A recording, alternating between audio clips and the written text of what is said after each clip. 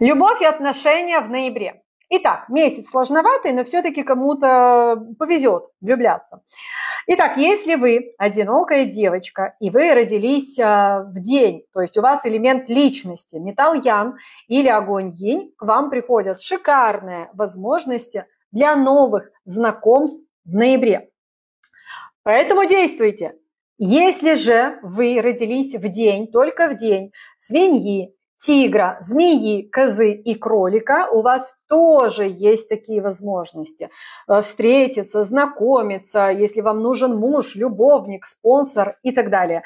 Вот. Если вы одиноки, вот и вы относитесь к этой категории людей, тогда у вас хорошие возможности. Если же вы в отношениях, вот, и у вас есть спонсор или любовник, осторожно, потому что в ноябре ваш муж может об этом узнать.